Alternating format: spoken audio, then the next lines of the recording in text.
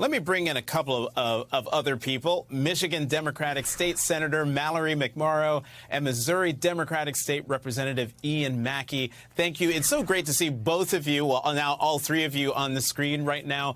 But Senator McMorrow, before we go any further, I know you had a phone call with President Biden after your speech. He saw your speech. Tell us what he said, what he told you. I mean, first of all, I missed the first time he called. I was putting my daughter to bed, which was super embarrassing. But luckily, he called back the next day. And he just said, you know, you said what needed to be said, and you said it beautifully. And it was a really wonderful conversation. And I was just so moved that, you know, he's an Irish Catholic. I grew up Irish Catholic, that he reached out and had that call. You know, Representative Mackey, we've been talking about Democrats fighting back. Do you think what you did can be a model for other Democrats who are wondering how to beat the Republicans at their own game?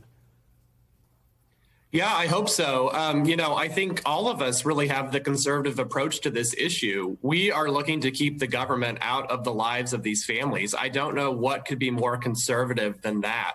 Right. And, you know, in my most recent remarks on the floor were about, you know, the two Republican governors in our country who have vetoed this legislation and said exactly that they don't understand the science, that they don't understand this issue. This is something new to them.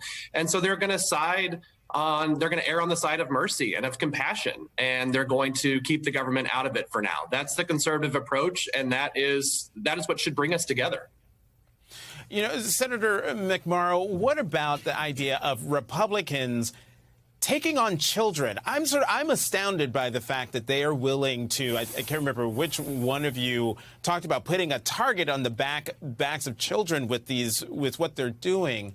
But what do you make of that they're willing to go after children for political gain? I mean, it's inexcusable. It's hateful and vile. And I think that's why, you know, Democrats, and it's no coincidence that the three of us are young Democrats in state houses right here. Call it out for what it is. You can't claim to be protecting children if you're only protecting some children. So we are in the right. We stand for families in our communities, and we've got to say it and say it loudly. You know, Representative Mackey, you ended your speech by saying that your Republican opponents were going to lose in the long run. So I got to ask you, where does your optimism come from? Well, you know, they've lost the fight so far when it's come to the LGB portion of the LGBT movement. Frankly, you know, they have taken us on when it comes to marrying who we want to love. They've taken us on in fights when it comes to the rights that gays and lesbians have secured in this country. You know, for the most part, obviously still work to do, but we have secured some major wins on that front. And so now they're turning to the most vulnerable in our community. These transgender children are the most vulnerable members of the LGBT community, and they know that. And because they're bullies, those are the folks they're targeting. I think given the success of the movement thus far, I think they're going to lose. But it's going to take all of us to stop them. Right. And Senator McMorrow, you know, longtime political strategist James Carville took note of your speech and told my paper, The Washington Post, that it was, quote, an enormously effective piece of communication, and that he'd showed this clip as an instructional video. Why do you think your speech resonated with so many people? You know, it took back our own identity. For too long, we have ceded ground that Republicans stand for family and parental rights and faith, if faith is important to you. And I think taking that back and saying right now it's a target on the back of LGBT kids, especially trans kids.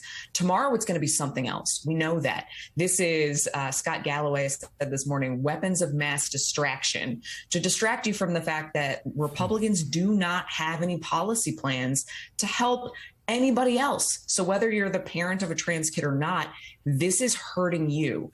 And I think that really resonated and is something that we need to carry forward into the midterms.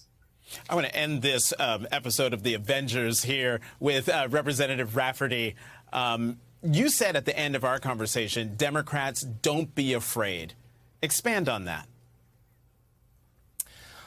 There are not enough LGBTQ people to push forward by ourselves, particularly in elected office. So we need every single one of our allies to be stepping up and joining arms with us to push back on what they are doing, which is targeting children and their families who are already in a vulnerable position in order to score cheap political points. And we cannot let them get away with it. The thing is, they're depending on this being an uphill messaging battle. And we have got to beat them at it. We have got to speak out and speak up against it to make sure that folks know that this is wrong, that this is not right, and that this is on the wrong side of history.